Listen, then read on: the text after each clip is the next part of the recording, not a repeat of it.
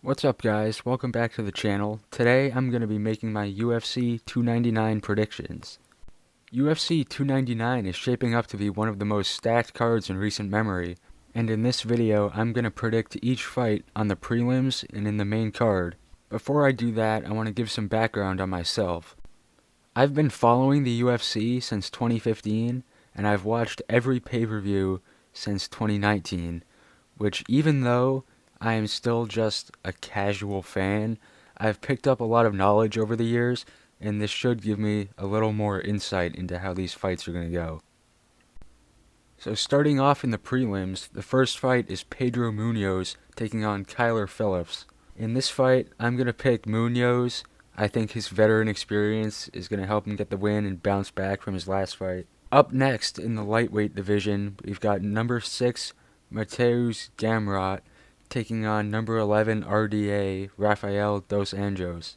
I'm going to pick Gamrot here. I think his wrestling will outmatch RDA's jiu-jitsu, and it should lead to not an easy win, but I don't know how competitive this one will be.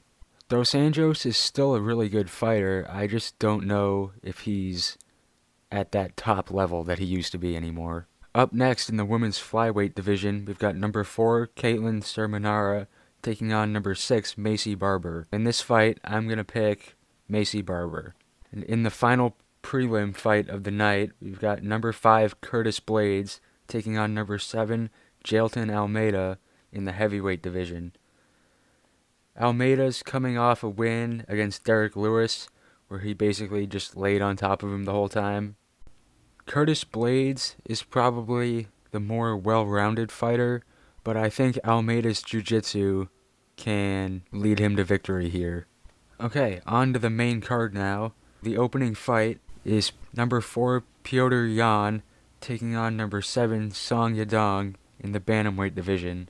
Petr Yan is a former champion. Yan's looking to get back on track here after losing his last 3 fights after losing the belt. Both Yan and Yadong are very good strikers, which should make this a very exciting fight to watch. Song Yadong is probably the hungrier fighter for this win, but I think Yan's experience in the big moments, even though it hasn't gone his way lately, I think he can pull this one out and get back on track toward reclaiming his belt. Up next, we've got number 4 ranked Gilbert Burns taking on number 11 ranked Jack Della Maddalena in the welterweight division. Burns is definitely the better grappler here, as he's very well known for his wrestling, and Della Maddalena is one of the most exciting strikers in the UFC, especially with his boxing. I could see this fight going either way, but I think Burns can lean on his experience and his wrestling skills to take down Della Maddalena and nullify the striking advantage. Della Maddalena's on the come up, but I don't think he's quite there yet, and I think Burns can win this one. Up next is a real exciting fight between number 13 Kevin Holland and Michael Venom Page, who's making his UFC debut, also in the welterweight division.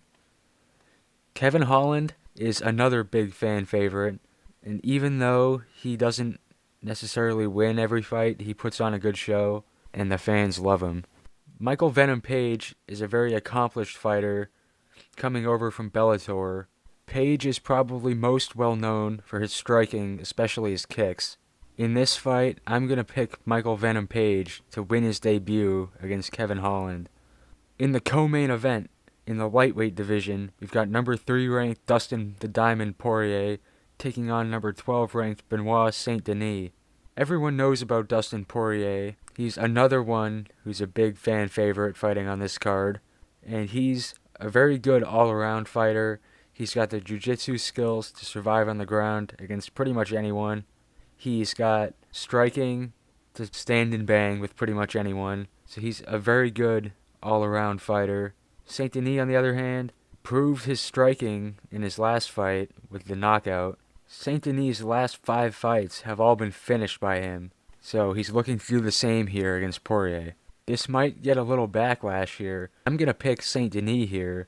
I think he can do enough to knock off Poirier And I think Poirier's starting to get a little old, starting to get a little slow. All of the wars he's had are starting to catch up to him. And I think Saint Denis is just too hot right now. And I think he'll be a very exciting title challenger for Islam Makhachev in the future. Now we've made it to the main event. Sugar Sean O'Malley will be defending his bantamweight title against number 5 ranked Marlon Vera in a rematch of their fight from a few years ago.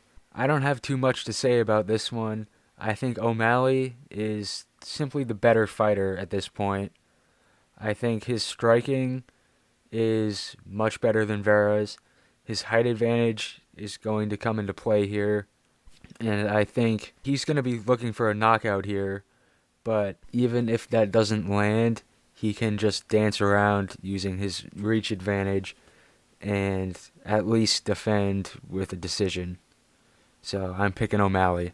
Alright, that'll do it for this video. Thanks everybody for watching. I was testing out a new microphone, so hopefully the audio is a little bit better than my last video. And yeah, have a good day everyone.